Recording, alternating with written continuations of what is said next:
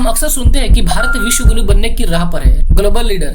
लेकिन क्या सिर्फ भाषणों और नारों से कोई देश विश्व गुरु बन सकता है? आज हम डेटा और ग्लोबल रिपोर्ट्स के आधार पर डिकोड करेंगे कि हम असल में इस रेस में कहां खड़े हैं और उस विश्व गुरु के मुकाम तक पहुंचने के लिए हमें वास्तविकता में किन चीजों पर काम करना होगा। क्योंकि अगर हम अपनी जमीनी हकीकत को इग्नोर करके हवा में महल बनाएंगे तो वो महल बहुत जल्दी गिर जाएगा। विश्व गुरु का असली मतलब क्या है? विश्व गुरु का मतलब सिर्फ बड़ी इकोनॉमी नहीं है।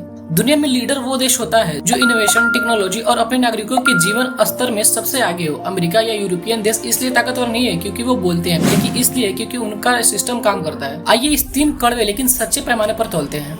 किसी भी देश का भविष्य इस बात पर निर्भर करता है कि वो नई रिसर्च पर कितना खर्च करता है। वर्ल्ड बैंक डेटा के अनुसार अमेरिका अपनी जीडीपी का लगभग 3.5% और चीन 2.4% रिसर्च पर खर्च करता है। वहीं भारत का बजट मात्र 0.64% के आसपास अटका हुआ है। जब तक हम नई टेक्नोलॉजी, एआई या मेडिकल साइंस में खुद आविष्कार नहीं करेंगे और सिर्फ दूसरे देशों की टेक्नोलॉजी को भी करेंगे, तब तक हम लीडर कैसे बन सकते हैं? जब ये बेसिक चीजें इंप्रूव नहीं की जा सकती तो बिना बेसिक्स के विश्व गुरु बनने के बारे में सोचना भी कितनी बड़ी बेवकूफी है। किसी भी देश की सबसे बड़ी ताकत उसके लोग होते हैं। Annual status of education reports की हालिया रिपोर्ट्स बताती है कि हमारे देश में 8वीं क्लास के कई बच्चे दूसरी क्लास की किताब ठीक से नहीं पढ़ पाते। एक तरफ हम दुनिया को रास्ता दिखाने की बात करते हैं और दूसरी तरफ हमारी आधी युवा आबादी के पास क्वालिटी एजुकेशन और स्किल्स है ही नहीं। अगर बेसिक कमजोर है तो क्या हम ग्लोबल वर्कफोर्स से मुकाबला कर पाएंगे?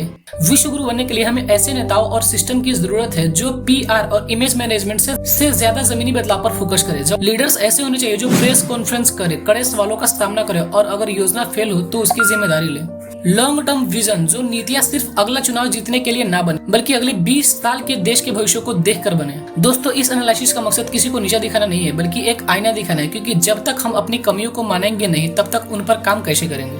बदलाव की शुरुआत सवाल पूछने से होगी। अगर आपको यह रिसर्च और हमारा नजरिया सही लगा तो इस चैनल को सब्सक्राइब करके इस सफर का हिस्सा बना कि हम और आप मिलकर ऐसे ही लॉजिकल मुद्दों पर बात कर सके।